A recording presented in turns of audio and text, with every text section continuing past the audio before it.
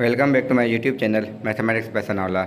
जैसा कि हमने लेक्चर 5 में हालांकि टॉपिक्स हमने की थी 1.3 में से जो भी हैं, मगर पैरेलल और परपेंडिकुलर रह गई थी और समरी रह गई थी, तो मैंने वो इसमें इंक्लूड किए। मगर मैंने इसका नाम जो रखा है वो 1.3 रखा है, क्योंकि ज़्यादा पोर्शन हम एक्सरसाइज 1.3 का कर रहे हैं। अब मैं सॉल्व तो नहीं कर रहा, सिर्फ बता रहा हूँ कि हमें कैसे कैसे सॉल्व करनी है। हम सिर्फ ये डिस्कस कर रहे हैं, तो ये चीज़ें जो है ना आपको मतलब हेल्प करेंगी, क्योंकि हमने सारी चीज़ें डिस्कस की हैं पहले, मगर एक्सरसाइज से हमने नहीं की थी। तो एक्सरसाइज का मैं सिर्फ आपको बताऊंगा कि हमें क्या क्या चीज़ें करनी है, फिर आप खुद कर सकते हैं। जो ना हो तो फिर हम मेरा कांटेक्ट तो यहाँ पे होता ही वैसे ही, तो आप मुझसे कांटेक्ट कर सकते हैं।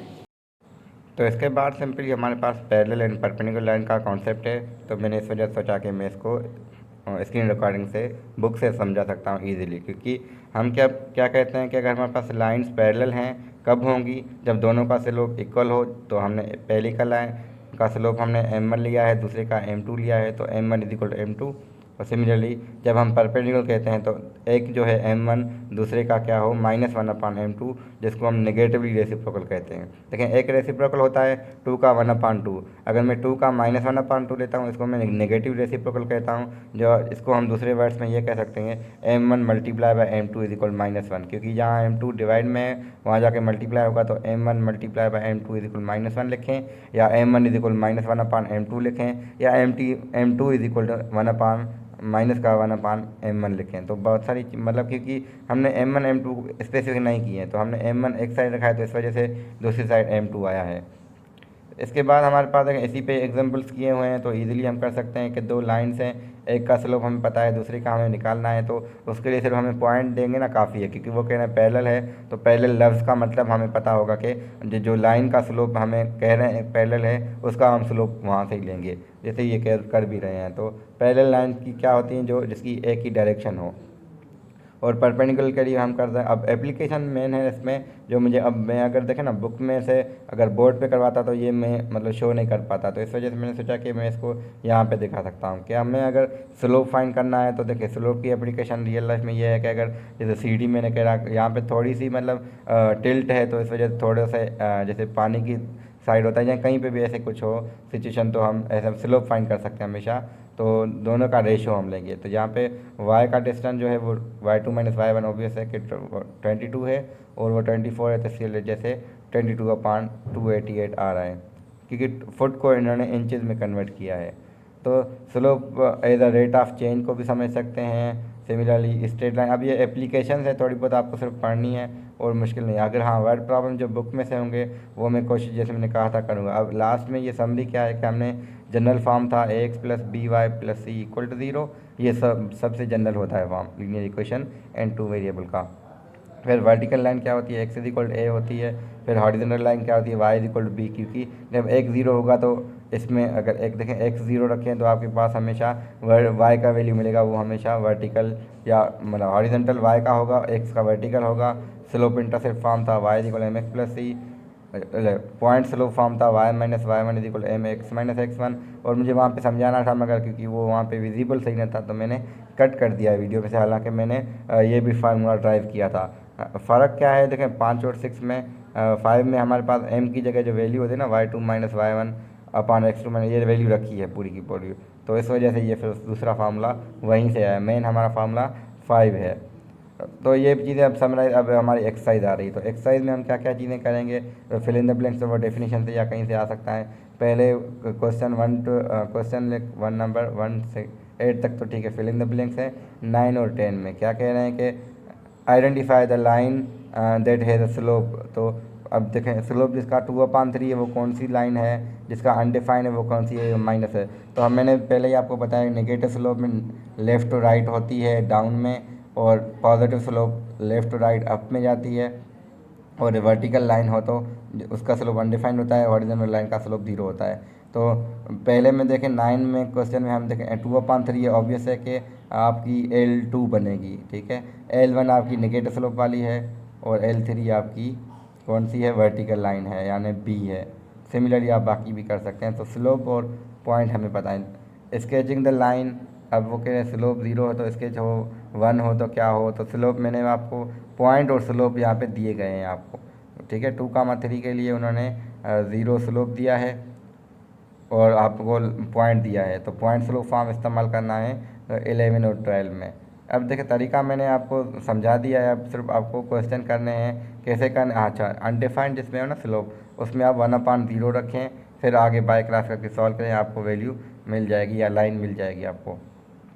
13 से लेके क्या है, 13 और 14 में एस्टीमेट। अब एस्टीमेट का मतलब तो आप इनमें से देखें, अगर मैं ये कहूँ कि 2 पॉइंट्स उठाएँ 13 में से, तो एक पॉइंट हम लेंगे वो जो हमें सबसे ज़्यादा नज़र आए, तो एक हम लेंगे 2 का माँ 4, क्योंकि 2 पे हमारा 4 आ रहा है, फिर दूसरी 4 पे 6।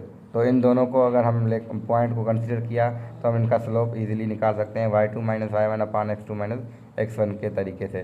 सिमिलर एस्टीमेट का मतलब कि आप सिर्फ इसका निकालें तो थोड़ा बहुत एरर आ सकता है, क्योंकि अगर आपने पॉइंट 2.5 लिया है और एक्चुअल में वो 2.56 था, तो इस वजह से वो कह रहे हैं एस्टिमेशन यानी नज़दीक आप रखें। फिर हमारे पास क्वेश्चन नंबर 15 से लेकर 24 क्या है कि find a slope and Y intercept if possible. ठीक है, वाई इंटरसेप्ट कभी कभी देखें लीनियर इक्वेशन इन 2 वेरिएबल में तो होता है, जब आपके पास वेरिएबल ही एक हो तो फिर मसला हो सकता है। इस वजह से वो कह रहे हैं कि कहीं पे वाई इंटरसेप्ट नहीं भी होगा।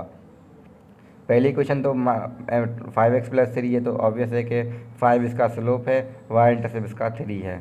सिमिलरली 16 में भी है, 17 है, 18 है, 19 में देखें y-5 है, तो यहाँ पे वाई इंटरसेप्ट आपका क्या होगा, 5 होगा, मगर स्लोप आपका यहाँ पे है ही नहीं, क्योंकि लाइन जो है ना इन्फिनिटी बनेगी, स्लोप इनका इन्फिनिटी है, तो इस वजह से वाई इंटरसेप्ट क्या होगा, ये इस पे आ जाएगा। अगर हम वाई इंटरसेप्ट का मतलब वाई एक्सिस पे कहाँ पे कट कर रहा है, ठीक है, तो ये जो y=5 हॉरिजॉन्टल लाइन होगी, ऑब्वियस है कि 5 पे कट करेगी, इसके अलावा कट नहीं करेगी वाई एक्सिस पे। मगर आप ये देखें तो 20 इस पर x+4 है, तो यहाँ x वर्टिकल लाइन है, तो ये हर जगह पे y एक्सिस को जो ना x+4 को x=-4 आ जाएगी। तो आप सिर्फ चेक करेंगे y=mx+c होता है ना, यहाँ पे देखें 19 में स्लोप 0 है, बाकी आपका इंटरसेप्ट है, और 20 में आपका स्लोप इंटरसेप्ट नहीं है, और स्लोप भी आपका मतलब ऑब्वियस है कि स्लोप भी इन्फिनिटी है, कि किसी में स्लोप 0 होगा तो उसमें x का टाइम नहीं होगा, जिसमें y का टाइम नहीं है तो स्लोप इन्फिनिटी होगा। ये कंफर्म है, मतलब एक ट्रिक है बता रहा हूँ मैं आपको। फिर हम 25 से लेकर 34 तक क्या करेंगे, आपको स्लोप निकालना है using the formula y2 minus y1 upon x2 minus x1। Similarly 35 से लेके 42 तक यूज़ द स्लोप। अब स्लोप पॉइंट स्लोप फॉर्म इस्तेमाल करना है और कुछ नहीं है, पॉइंट स्लोप फॉर्म से आप कर सकते हैं। फिर 44 से लेके ऑनवर्ड क्या है, स्लोप इंटरसेप्ट फॉर्म हमें निकालना है। तो हर किसी में देखिए पॉइंट और स्लोप हमें दिए गए हैं, तो हर जगह पे आपके पास पॉइंट और स्लोप के हैं, इसके अलावा एक्स्ट्रा चीज़ें स्केचिंग भी कर रहे हैं। कहीं पे स्केचिंग शायद पिछले में स्केचिंग नहीं था, हाँ 35 से 42 में स्केच नहीं करा, या मैं कह रहा आप उसकी ग्राफ भी बना दें। फिर find the equation of line. अब ये 2 पॉइंट्स हैं, तो हम कर सकते हैं y-y1 अपान y2 माइनस y1, x-x1 अपान x2 माइनस x1, या फिर आप फार्मूला नंबर 6 अप्लाई करें, आपका हो जाएगा। पैरेलल और परपेंडिकुलर लाइन के लिए हमने कहा था जिनका स्लोप एक जैसा है, अब जैसे L1 L2 है तो उसका स्लोप एक जैसा है, तो वो पैरेलल हैं, मगर जो 36 है तो ये परपेंडिकुलर भी नहीं है। देखें 4 और 1/4 तो है, मगर एक पे माइनस होनी चाहिए थी 66 में, तो इस वजह से ये परपेंडिकुलर भी नहीं है। हाँ, जो 68 है वो आपस में परपेंडिकुलर हैं, और जो L1 L2 है और मैंने 67 में वो भी आपके पैरेलल भी नहीं है, क्योंकि पैरेलल के लिए सेम मतलब सेम सिंबल भी, और परपेंडिकुलर मतलब तो के रेसिप्रोकल तो हो मगर विथ नेगेटिव साइन, तो ये चीज़ें देखनी है आपको पैरेलल परपेंडिकुलर केस में। यहाँ पे क्या है फ़र्क, 65 से 68 और 69 से उसमें फ़र्क क्या है, पहले में आपको लाइनें दी गई थी, यहाँ पे आप पहले लाइन बनाएंगे, यानी x2 minus x1 y2 minus y1 वाला जो फार्मूला है, फार्मूला नंबर 6 में कह रहा हूँ आपको ना, 69 से लेके 72 तक फार्मूला नंबर 6 अप्लाई करें, आपको लाइन्स मिलेगी, फिर आप चेक करें कि क्या ये पैरेलल है क्या परपेंडिकुलर है, जिनका स्लोप सेम आता है। अच्छा सॉरी, ज़रूरी नहीं कि आप लाइन निकालें ना, आप सिर्फ फार्मूला यानी स्लोप का फार्मूला अप्लाई करें L1 और L2 में, अब फिर देखेंगे अगर स्लोप इनका एक जैसा आता है।